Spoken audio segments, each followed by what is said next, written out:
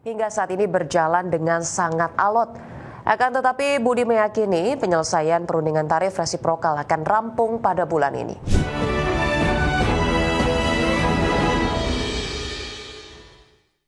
Menteri Perdagangan Budi Santoso menyatakan perundingan kebijakan tarif resiprokal Amerika Serikat untuk Indonesia akan kembali dilakukan pada pekan depan dan ditargetkan selesai pada akhir bulan November ini. Menteri Perdagangan Budi Santoso menegaskan penyelesaian negosiasi kebijakan tarif resiprokal Amerika Serikat untuk Indonesia hingga saat ini berjalan dengan sangat alot. Akan tetapi Budi meyakini penyelesaian perundingan tarif resiprokal akan rampung pada bulan ini. Menurut Budi Santoso, dengan alotnya perundingan diharapkan hasilnya akan lebih baik, khususnya pada komoditas tertentu seperti kelapa sawit, kokoa hingga rubber yang diharapkan pengenaan tarif 0%. Selain itu, dengan adanya negosiasi tarif dengan Amerika Serikat ini, Indonesia berupaya mendapatkan perluasan kerjasama untuk komoditas unggulan ekspor yang tidak diproduksi di Amerika Serikat.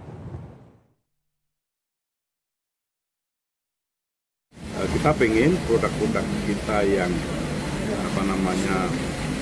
tidak diproduksi oleh Amerika tetapi diekspor ke sana yang mendapatkan. Tapi ada target selesainya nggak sih perundingan? Bisa akhir tahun nggak Pak? Pertengahan tahun itu Pak ya? Iya. Udah November Pak. Bulan ini.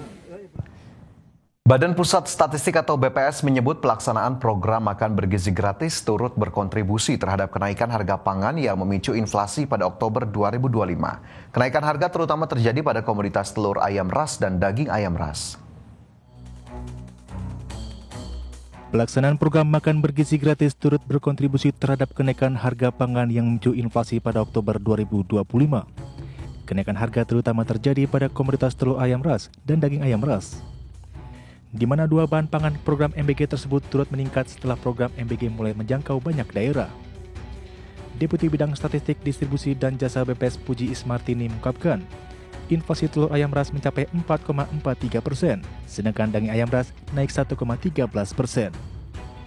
Peningkatan permintaan terbesar berasal dari Satuan Pelayanan Pemenuhan Gizi sebagai penyelenggara MBG, serta dari pengecer dan pedagang besar yang menjadi bagian dari rantai pasok program tersebut. Kenaikan harga telur dan daging ayam ras juga dipengaruhi oleh meningkatnya biaya produksi. Keduanya merupakan komoditas yang menjadi penyumbang utama inflasi pada Oktober 2025. Inflasi yang terjadi pada komoditas telur ayam ras dan daging ayam ras ini dipengaruhi oleh berbagai faktor ya, banyak faktornya. Dan salah satunya adalah adanya kenaikan permintaan telur ayam dan daging ayam ras dari SPPBG yang berasal dari pasar atau juga dari pengecer dan juga pedagang besar ya. Jadi diduga ini menjadi salah satu indikasi naiknya permintaan telur dan daging ayam ras. Berdasarkan data BPS pada Oktober 2025 terjadi inflasi 0,28% secara bulanan. Sementara secara tahunan terjadi inflasi sebesar 2,86%. Adapun kelompok makanan, minuman, dan tembakau pada Oktober 2025 mengalami inflasi sebesar 0,08% dan memberikan andil 0,02% ke inflasi. Dari Jakarta, Raharjo Patmo, Tim Liputan iDXNO. Pemirsa, Menteri Keuangan Purbaya Yudi Sadewa memastikan stabilitas sistem keuangan pada triwulan 3 2025 tetap terjaga dan turut mendukung pertumbuhan ekonomi nasional. Penempatan kas pemerintah sebesar 200 triliun ke Bank Himbara diakui mampu meningkatkan likuiditas perekonomian. Hal tersebut tercermin dari pertumbuhan uang primer sebesar 13,2% secara tahunan. Selain pertumbuhan uang primer, uang beredar dalam arti luas juga tumbuh sebesar 8% per September 2025. Purbaya memastikan pemerintah akan terus meningkatkan investasi dengan terus memperkuat peran Danantara untuk mendorong pertumbuhan ekonomi nasional. Purbaya berharap kebijakan peningkatan likuiditas perekonomian serta stimulus pemerintah bisa menciptakan pertumbuhan ekonomi 5,5% pada kuartal 4 2025 dan tumbuh sebesar 5,2% di akhir tahun. Penempatan kas pemerintah 200 triliun rupiah sebagai cash management turut meningkatkan likuiditas perekonomian, tercermin dari pertumbuhan uang primer sebesar 13,2% year on year. Likuiditas perekonomian juga meningkat sejalan dengan kebijakan moneter longgar dan ekspansi likuiditas, dengan pertumbuhan uang beredar dalam arti luas atau M2 mencapai 8% year on year pada September 2025, lebih tinggi dibandingkan 6,5% year on year pada bulan Juni 2025. Ke depan, investasi akan terus diperkuat, termasuk melalui peran Danantara sebagai pengungkit investasi swasta, serta upaya penciptaan iklim investasi yang kompetitif dengan pembentukan Satuan Tugas Percepatan Program Strategis Pemerintah atau Satgas P2. Bank Indonesia terus memperluas transaksi menggunakan mata uang lokal dan integrasi sistem pembayaran lintas negara untuk mengurangi ketergantungan Indonesia terhadap dolar Amerika Serikat. Selain menjaga stabilitas nilai tukar rupiah, kebijakan ini untuk mendorong efisiensi transaksi lintas batas di kawasan. Bank Indonesia terus memperkuat strategi untuk mengurangi ketergantungan Indonesia terhadap dolar Amerika Serikat melalui perluasan transaksi menggunakan mata uang lokal dan integrasi sistem pembayaran lintas negara. Kebijakan ini merupakan bagian dari upaya besar menjaga stabilitas nilai tukar rupiah, sekaligus mendorong efisiensi transaksi lintas batas di kawasan. Selain memperluas penggunaan mata uang lokal, BI juga memperkuat kebijakan sistem pembayaran domestik dan internasional. Menurut Gubernur Bank Indonesia Peri Warjio, perluasan kerjasama pembayaran lintas negara dilakukan melalui implementasi QRIS antar negara yang kini sudah berjalan dengan Malaysia, Thailand, dan Singapura, serta akan diperluas ke Jepang dan Tiongkok melalui uji coba sandbox.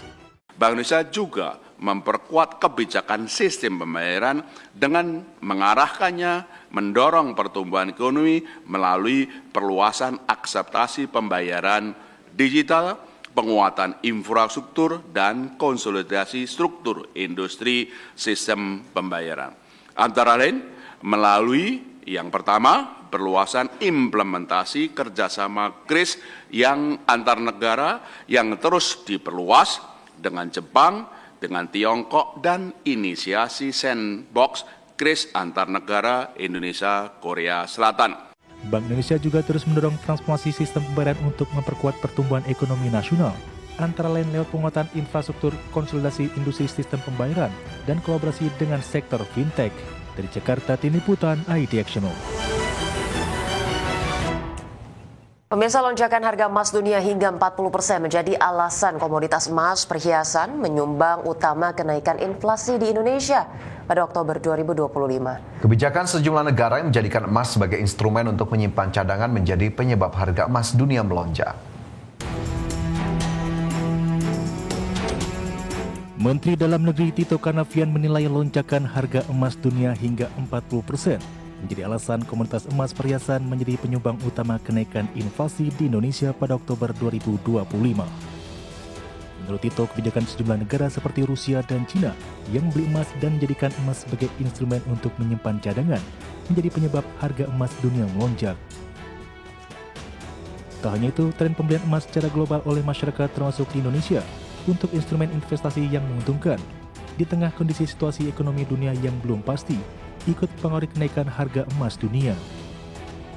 Emas oleh negara-negara yang besar yang secara politik sedang tidak bagus hubungannya dengan Amerika ini memicu kenaikan harga emas, dan kenaikan harga emas ini kemudian diikuti oleh market. Begitu harga naik, otomatis yang lain ikut-ikutan membeli dan naik. Itulah yang terjadi. Berdasarkan data Badan Pusat Statistik, komoditas emas perhiasan menjadi penyumbang utama inflasi Oktober 2025 yang mencapai 0,28% secara bulanan. Komoditas emas perhiasan mencatat inflasi sebesar 11,97% dengan andil 0,21% terhadap inflasi nasional. Dari Jakarta, Tim Liputan ID Action.